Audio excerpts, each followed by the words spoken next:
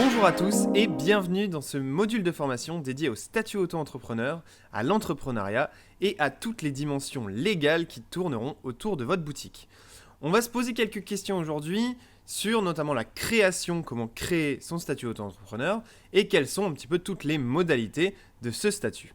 Alors tout d'abord, une petite introduction sur qu'est-ce que c'est que le statut entrepreneur et un petit peu toutes les modalités qui tournent autour.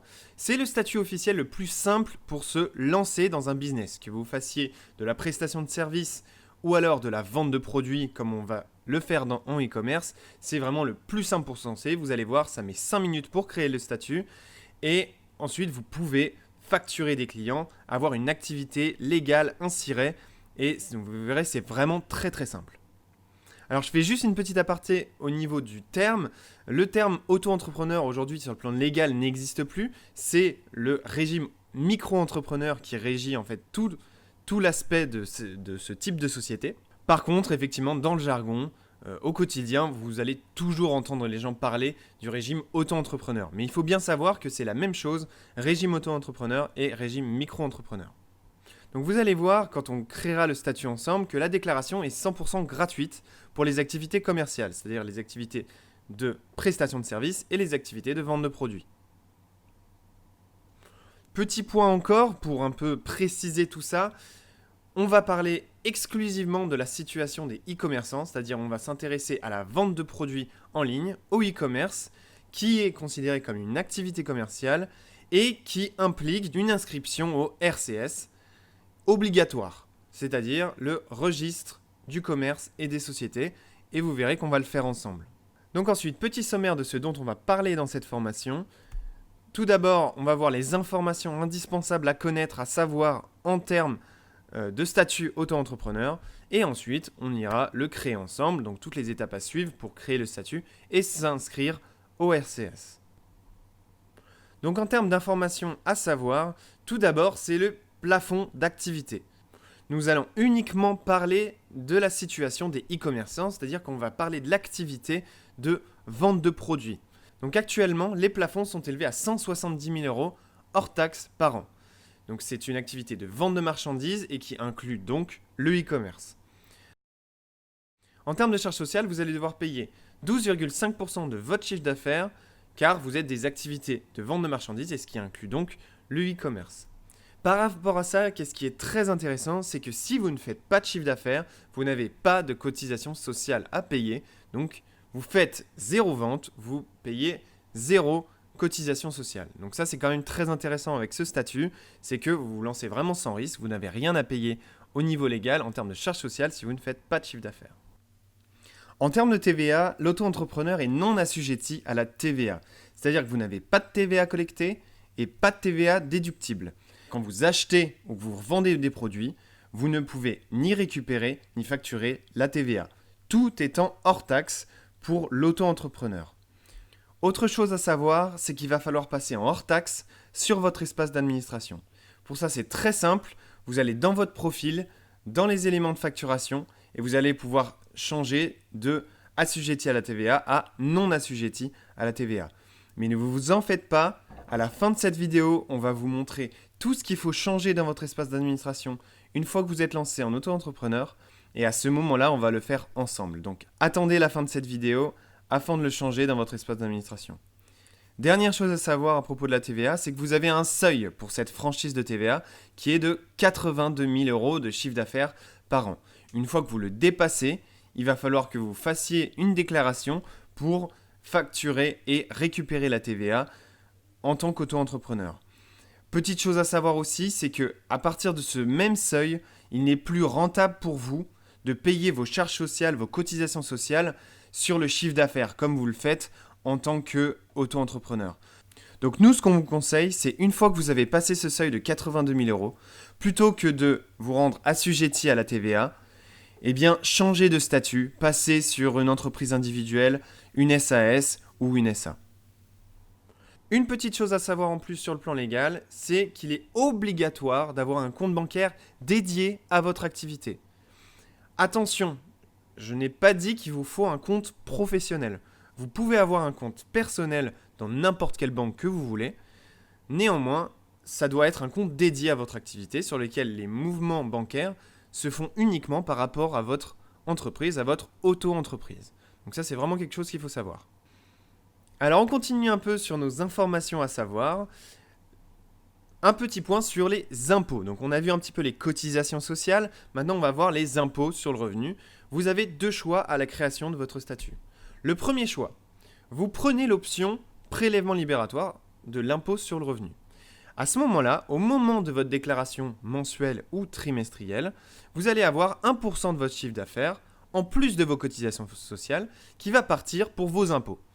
Le gros intérêt, c'est que vous n'avez plus à y penser au moment de votre déclaration de revenus. Vous n'avez pas d'impôts qui vont être prélevés parce que vous les avez déjà payés au moment de votre déclaration mensuelle ou trimestrielle.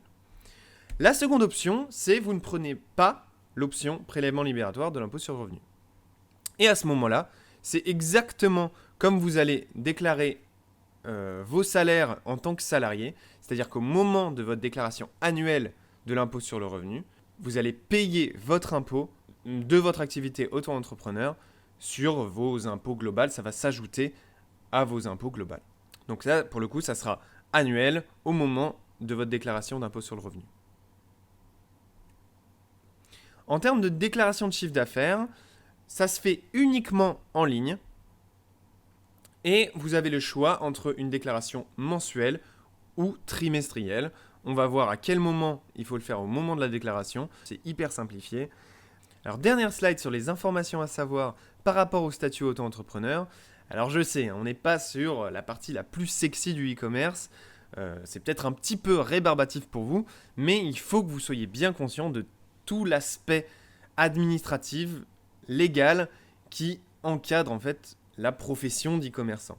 Donc, c'est quelque chose qui nous a été demandé et on tient vraiment à l'ajouter à cette formation pour que vous ayez toutes les clés en main pour bien gérer votre activité et avoir quelque chose qui soit légal, propre et que vous puissiez faire des ventes sans pression une fois lancé. Alors, au niveau de l'assurance maladie, depuis janvier 2019, les micro-entrepreneurs gèrent leur remboursement santé sur amélie.fr. Donc, c'est super simple. Si vous êtes salarié ou si vous étiez salarié, eh bien, vous aviez la gestion de vos remboursements santé sur amélie.fr. Là, c'est exactement pareil. Il va juste falloir que vous changiez de situation du fait que vous soyez auto-entrepreneur. Ensuite, on va parler un petit peu de l'ACRE. Donc ça, c'est un moment qui va vous intéresser parce que c'est une aide dont vous avez le droit. C'est l'aide aux créateurs et repreneurs d'entreprises qui va en fait diminuer vos charges sociales. Donc c'est hyper intéressant. C'est un dispositif d'aide qui minimise vos charges sociales sur les 3 premières années d'activité. Donc c'est hyper sympa et on va le voir un petit peu plus en détail. Depuis le 1er janvier 2019, tous les chefs d'entreprise bénéficient de l'ACRE. Donc il n'y a plus besoin de remplir un formulaire, il n'y a plus besoin de faire une demande, comme pour les années d'avant, et tout le monde y a droit. Donc ça, c'est vachement bien. Donc, pour le coup, ça va vraiment vous aider au début à payer moins de charges, même si vous faites du chiffre d'affaires. La première période, donc une fois que vous avez votre auto-entreprise créée, c'est les 3 premiers trimestres d'activité. Vous allez avoir un taux de cotisation sociale de 3,20%. Ensuite, la période 2, les 4 trimestres suivants, vous allez avoir un taux de cotisation de 6,40%, donc x2. Ensuite, la période 3, les 4 trimestres suivants, vous allez avoir un taux de cotisation à 9,6%. Et enfin, à partir de la période 4, vous rentrez dans le régime normal, celui qui va régir l'ensemble de votre activité, avec un taux de cotisation à 12,5%, comme on l'a dit au tout début. Attention, je vous le répète, on est toujours dans la situation d'un e-commerçant, c'est-à-dire dans une activité commerciale de vente de produits. Si vous créez une auto-entreprise pour faire d'autres choses à côté de la prestation de service ou quoi, ça ne vous concerne pas. Les taux sont différents. Là, je veux vraiment cibler sur la légalité des e-commerçants. Alors, c'est bien beau de connaître tout ça, mais maintenant, il faut se déclarer et se lancer pour créer votre boutique. Alors, on va voir ensemble les étapes à suivre pour créer votre statut auto-entrepreneur et vous déclarer légalement pour lancer votre business.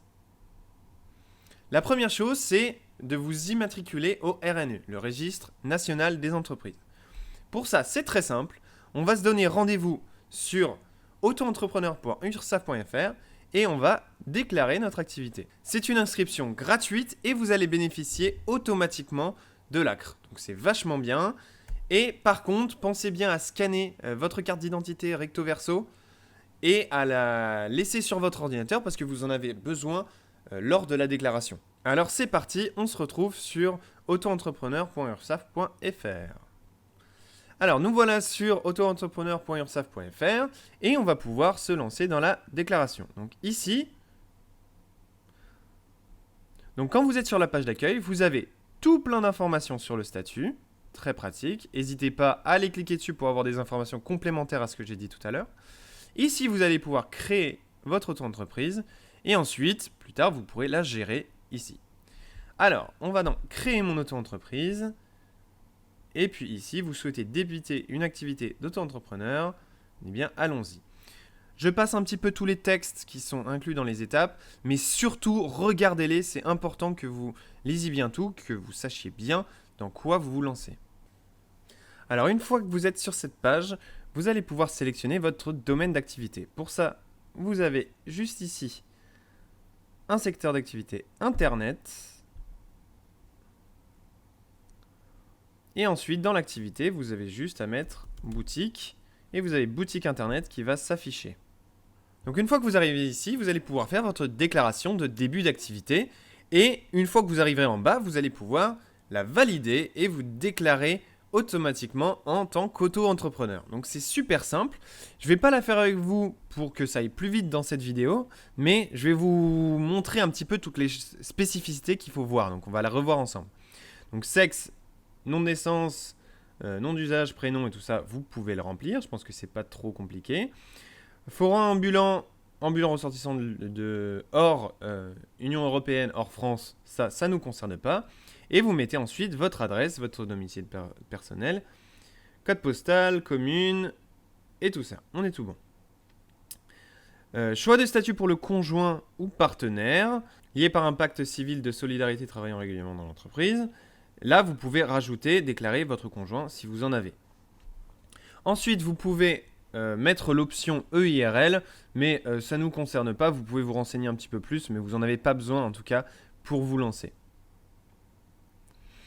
Déclaration relative au lieu d'exercice ou à l'établissement. Vous exercez votre activité à votre adresse personnelle, à une adresse professionnelle ou à une adresse de domiciliation. Donc ça, c'est suivant votre cas. En général, on va laisser l'adresse personnelle parce que c'est beaucoup plus simple. Date de début d'activité, vous pouvez mettre dès aujourd'hui. Ça sera très bien. Activité saisonnière, non. En général, non, puisque la boutique internet, vous allez pouvoir la faire tourner tout le temps. Votre activité est déjà rentrée. Dans la nature, vous allez ici pouvoir laisser autre et préciser donc la nature de l'activité. Là, vous pouvez mettre e-commerce.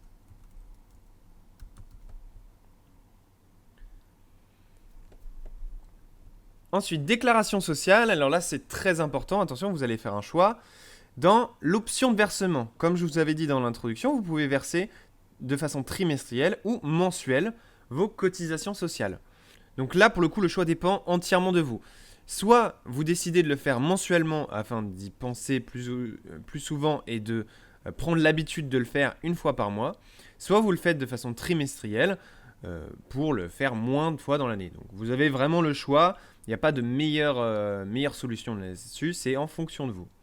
Vous rentrez ensuite votre numéro de sécurité sociale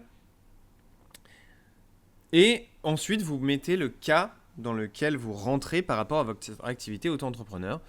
Est-ce que vous êtes en activité auto-entrepreneur exclusive? Est-ce qu'à côté vous êtes salarié, salarié agricole, non salarié agricole, retraité, pensionné, autre?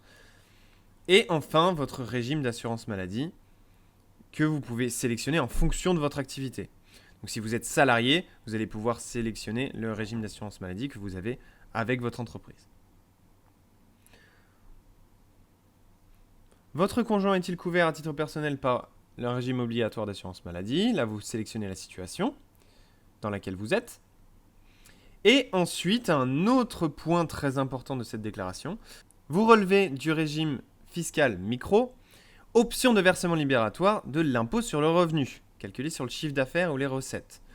Là, si vous cliquez oui, vous allez payer 1% de votre chiffre d'affaires pour vos impôts. Si vous cliquez non, vous n'allez pas le payer au moment de votre déclaration de charges sociales. Par contre, vous allez le payer sur votre impôt sur le revenu habituel. Donc, prenez bien cette décision, savoir si vous préférez le payer directement. Moi, je vous conseille de l'intégrer à vos déclarations, comme ça, vous n'avez plus à y penser en termes d'imposition. Donc, on va mettre oui pour le moment. Et enfin, vous avez les renseignements complémentaires que vous pourrez remplir par vous-même. Ensuite, je demande que les informations enregistrées dans le répertoire Sirène ne puissent pas être consultées depuis le site INSEE. Là, c'est en fonction de vous. Sur le plan légal, ça peut être intéressant que vous soyez visible en tant qu'entrepreneur sur Internet. Ça, c'est vraiment en fonction de vous. Vous n'êtes pas obligé de le faire. Ensuite, vous allez pouvoir ici signer votre déclaration. Donc, vous mettez le lieu et la date d'aujourd'hui. Renseignez votre adresse électronique pour être tenu compte des modifications de votre dossier et avoir un numéro de suivi. Et vous rentrez ici le CAPTCHA pour prouver que vous n'êtes pas un robot. Vous pouvez faire un enregistrement provisoire si vous ne voulez pas continuer, ou alors sinon vous validez. Et ensuite votre déclaration sera faite. Ils vont seulement vous demander des informations additionnelles comme votre carte d'identité que vous pourrez alors uploader. Mais par contre, vous n'allez plus pouvoir faire de modifications. Donc, si vous préférez faire un enregistrement provisoire pour prendre une décision par rapport à l'option de prélèvement libératoire ou quoi, vous pouvez faire un enregistrement provisoire et vous aurez à ce moment-là un numéro de dossier. Sinon, vous validez votre entreprise et ensuite, vous êtes bon. Donc voilà, comme vous avez vu, c'est super simple de s'inscrire au RNE.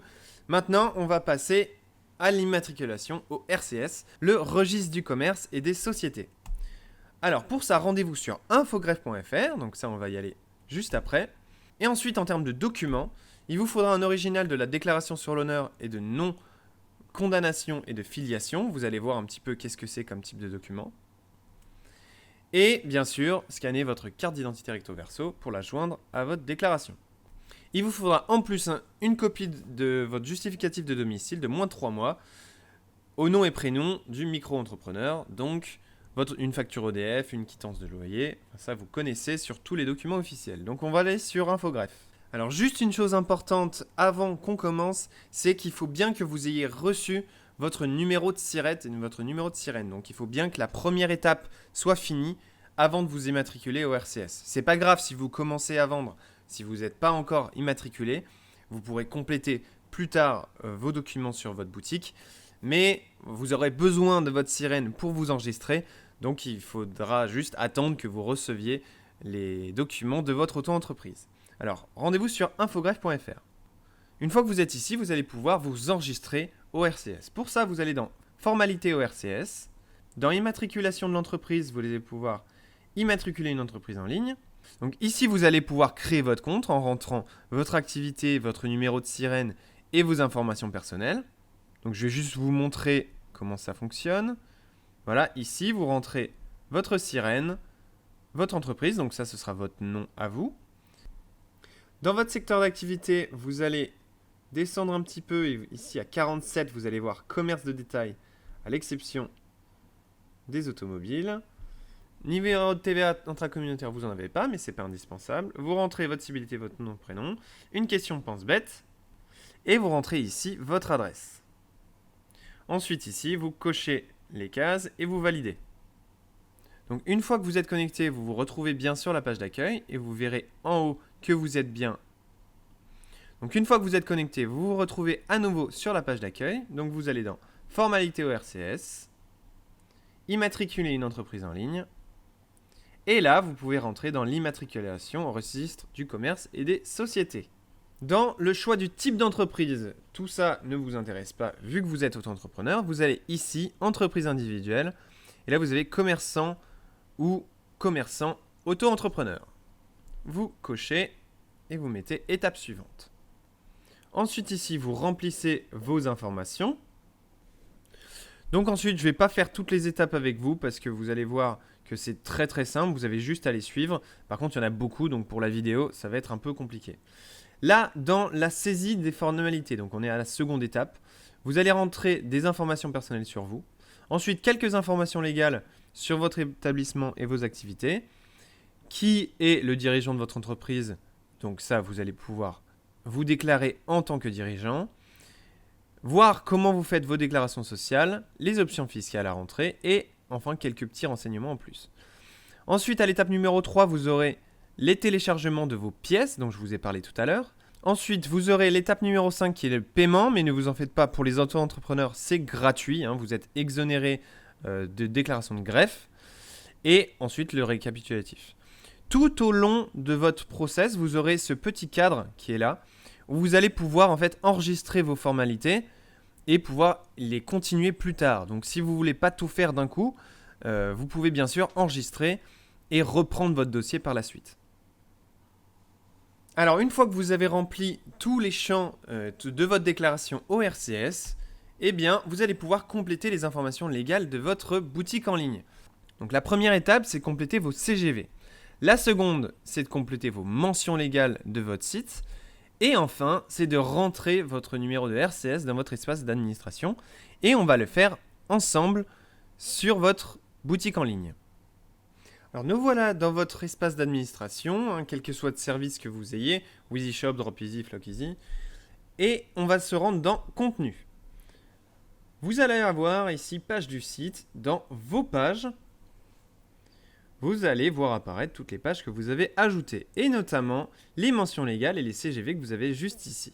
Quand on clique sur la petite engrenage, hop, on se retrouve ici avec vos mentions légales déjà pré-remplies. Très simple, vous avez juste à cliquer dessus, à supprimer le bloc qui vous explique en fait comment utiliser ce template de mentions légales. Vous le supprimez, parce qu'au moins ce sera fait. Et vous remplissez tous les champs en gras avec vos informations légales, les informations de votre entreprise. Vous enregistrez ici et vous mettez publier sur le site. Vous faites exactement la même chose avec vos conditions générales de vente. Vous cliquez sur l'engrenage. Vous tombez ici avec le template de vos conditions générales de vente. Vous cliquez dessus. Vous pensez à supprimer le bloc une fois que vous avez complété les éléments. Hop, et vous rentrez toutes les informations légales que vous avez sur votre boutique. Vous cliquez sur enregistrer. Hop, vous vérifiez bien.